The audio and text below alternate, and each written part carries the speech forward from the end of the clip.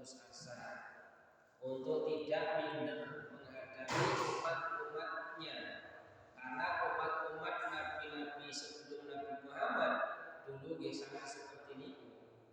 Jadi gampang membangkang, menentang, bahkan sampai mengancam kepada pembunuhan. Jadi ini dihibur kalian Allah supaya tetap untuk melakukan dakwah syiar Islam di Jazirah Arab Saudi atau Arab tanah-tanah Arab itu. Selanjutnya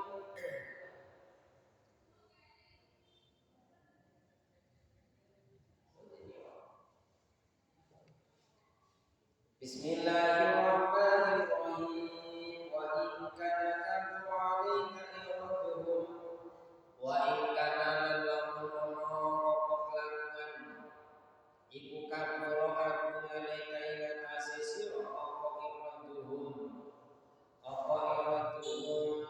minguni kufar Mekah fa in istata'ta maqalaman wasosira ayat tahiya ingin numri siro nafakon ing lubang toleng fil ardi ing dalam bumi ausulaman utawa kondo fisana ing dalam langit fatah ia mengkono kali siro ing kufar Mekah di ayatin kelawan ayat walau sya'alam lamun mersani sinten Allah Gusti Allah Ta'ala jama'ahum yakti kumpulake sinten Allah ing kufar Makkah alal huda ing atase pituduh fala takunanna mongko aja ana temen sira iku minal jahilina saking golongane wong kang padha bodho kabeh.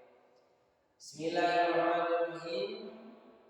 Wonten ing ayat niki Allah menyatakan datang Nabi Muhammad bahwa jika Nabi merasa keberatan atas keingkaran orang-orang musyrik atau kaumnya yang musyrik yang berpaling dari agama Allah, yang berpaling dari ajakan-ajakan Nabi dan mengajukan permintaan-permintaan yang beraneka ragam agar mereka beriman, maka Nabi dipersilakan mencari lorong di bumi atau tangga ke langit untuk mendapatkan bukti lain untuk memuaskan mereka. Nabi tentu tidak akan bisa, karena itu janganlah marah atau sedih karena pembangkangan umatnya atau kaumnya. Yang akan memberikan petunjuk kepada mereka itu hanyalah Allah. Karena itu serahkanlah semuanya kepada Allah. Nabi ini bukan namun istilahnya menyampaikan dakwah, menyampaikan kebenaran, menyiarkan ajaran agama Allah, yaitu agama Islam. Dene tiang-tiang itu mboten purun, yo dibiarkan mau. Artinya yang bisa mengubah hati orang itu beriman atau tidak itu hanya Allah Subhanahu wa Ta'ala. Tugasnya Nabi Muhammad adalah menyampaikan risalah.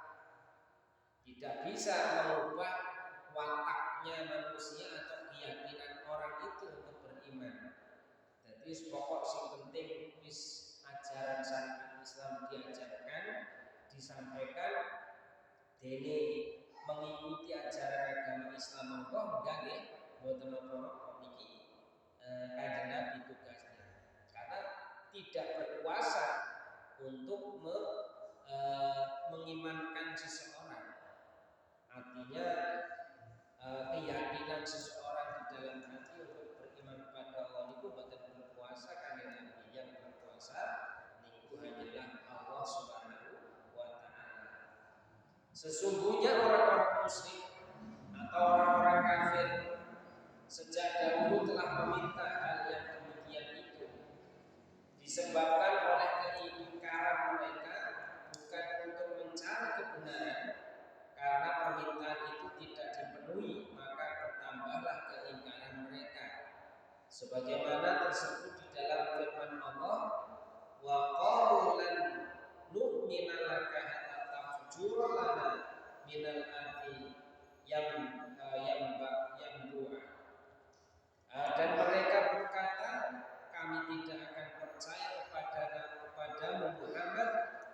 sebelum engkau memancarkan mata air dari bumi untuk kami.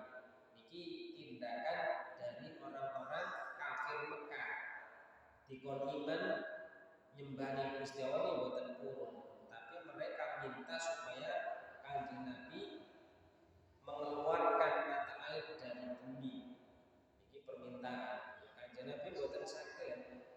Sing saged namung Allah Subhanahu wa taala. Akhirnya firman Allah, "Aw yakuna laka baitan manzuhrufi aw ta'u fi samai wala yu'minu bi rabbika hatta tunazzala 'alaina kitaban taqra'u."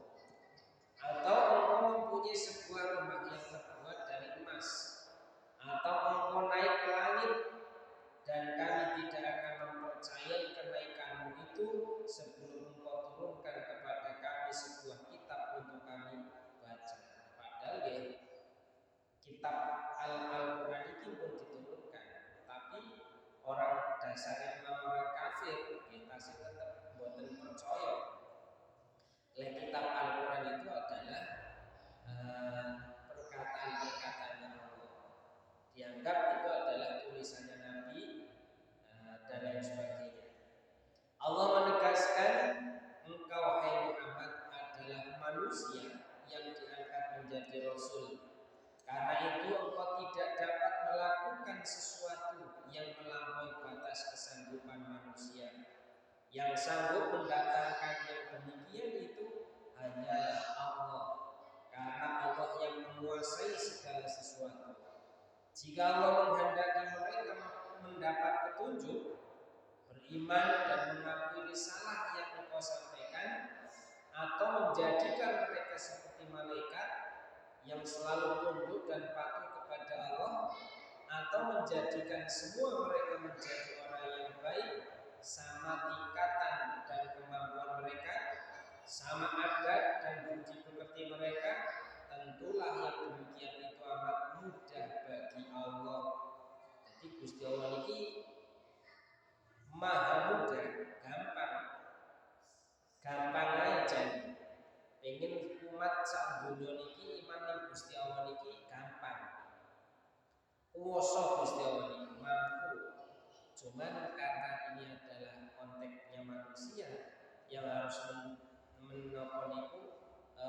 mengajarkan, meluruskan, mengajak kepada hal yang baik, itu adalah manusia. Maka Allah itu mengutus kepada Nabi Muhammad untuk menyampaikan itu. Jadi umpama Gusti Allah niki gawe wong sak dunya niki beriman kabeh niku kuwasa. Tapi Gusti Allah boten. Dadi digawe enten sing kafir, enten sing beriman, enten sing bermacam-macam supaya apa kehidupan dunia niki bisa hidup, bisa beraneka-ragam. Oh, berarti mana orang yang beriman dan mana orang yang tidak beriman. Karena apa? Mun disukani akal dan pikiran supaya berpikir untuk membedakan mana yang hak dan mana yang batil. Jika Allah menghendaki mereka mendapat petunjuk, beriman dan mengakui risalah yang kau sampaikan, atau menjadikan mereka seperti malaikat. Malaikat itu kan begitu diciptakan Allah, dikon perintah sujud ya sujud, perintah nyabut nyawa nggih mboten protes. Itu malaikat selalu tunduk terhadap perintah Allah Subhanahu wa taala. Dikon ngatur rezeki ya ngatur rezeki, kon nggoni ning neraka nggih teng neraka tok, mboten pindah-pindah. Umpamane malaikat kaya manungsa malah mboten dadi. Dadi waleng bareng. Pak Gusti, aku tugasnya nyabuti nyawa sekali-kali lah pindah profesi ning jaba ning surat-surat mawon. Mboten saged. Jadi malaikat niku selalu taat tunduk kepada perintahnya Allah. Dikon joko jabut nyawa nggih jabut nyawa. Joko neraka nggih joko neraka. Mboten pindah-pindah. Itulah malaikat. Jadi imannya tetap terus monoton, mboten berpindah. Benten kalih manusia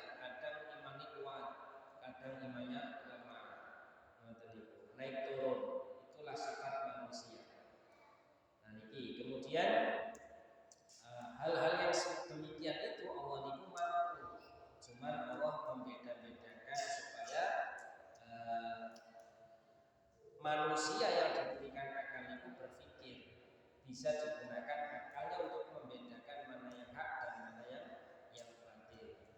Allah menganugerahkan kepada mereka akal, pikiran, kemampuan dan perasaan yang dengannya mereka dapat menimbang dan memilih mana yang baik, mana yang buruk, mana yang benar dan mana yang salah dan sebagainya.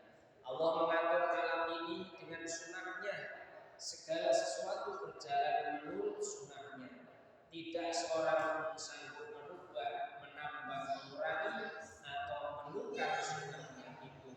Karena itu janganlah engkau hai Muhammad seperti orang yang tidak tahu tentang sunnahnya itu, sehingga mencita-citakan sesuatu yang tidak sesuai dengan sunnah Allah.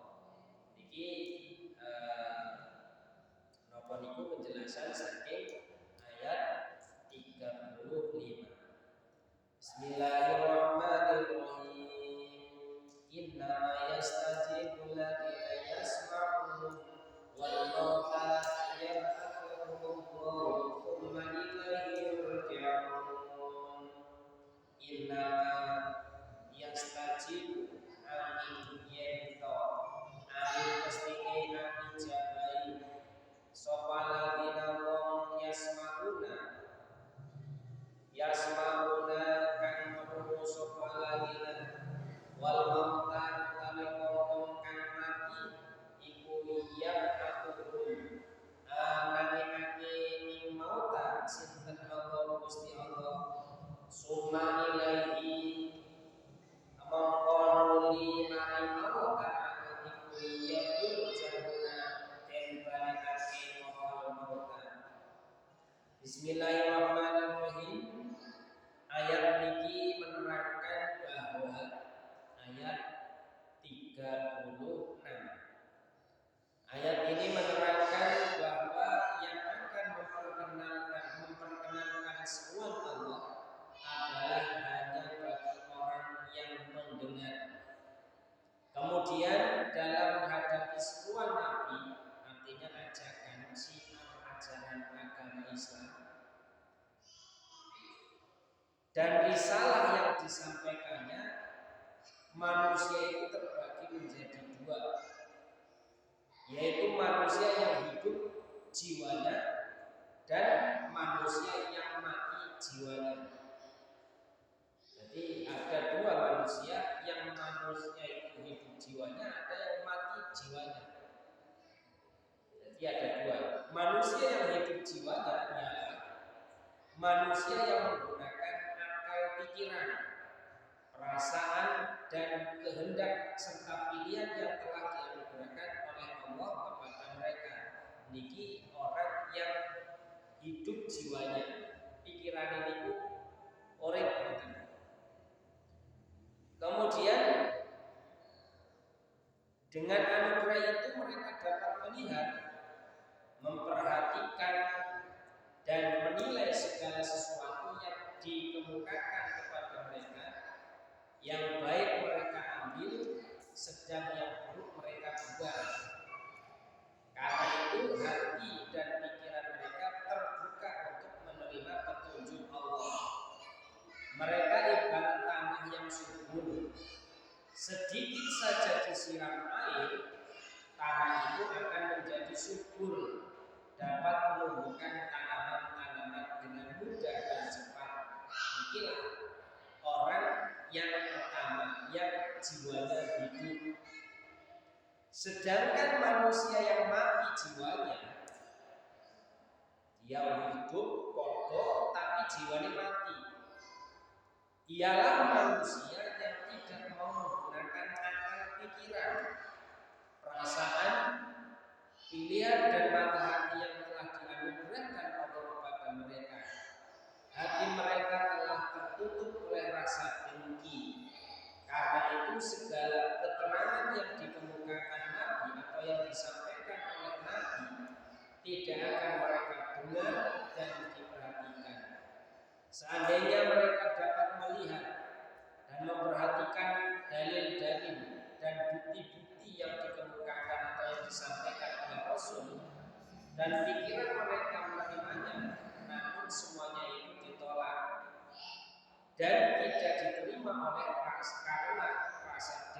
tersebut. Mereka diibaratkan seperti tanah yang tandus. Berapapun air yang dialirkan padanya, tanah itu tidak akan menumbuhkan tumbuhan yang ditanam. Kelompok manusia yang kedua ini adalah orang-orang kafir yang kekafirannya telah mendalam, sehingga tidak ada harapan bahwa mereka akan menerima dan mematuhi seruan atau risalah Nabi. Maka Allah menganjurkan agar Nabi Muhammad SAW tidak bersedih hati atas sikap mereka dan menyerahkan keadaan mereka kepada Allah Subhanahu wa Ta'ala. Allah akan membangkitkan mereka dari kuburnya di hari kiamat besok dan akan mengazab mereka sebagai balasan dari kekafiran mereka atas kecongkaan, kesombongan hati mereka, tidak mau menerima kebaikan, tidak mau menerima nasihat risalah kenabian, yaitu keesaan Allah Subhanahu wa Ta'ala. Ini bagi orang-orang yang jiwanya mati, ibarat urip tapi mati. Jadi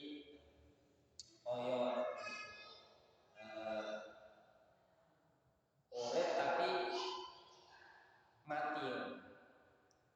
Gini. Jadi ini penjelasan dari ayat 30-36.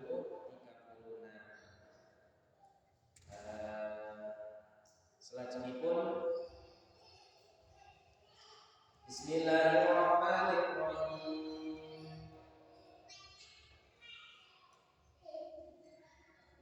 Wa qalu lawla nuzila alaihi ayatun min rabbih qul innallaha qadirun ala an yunazzila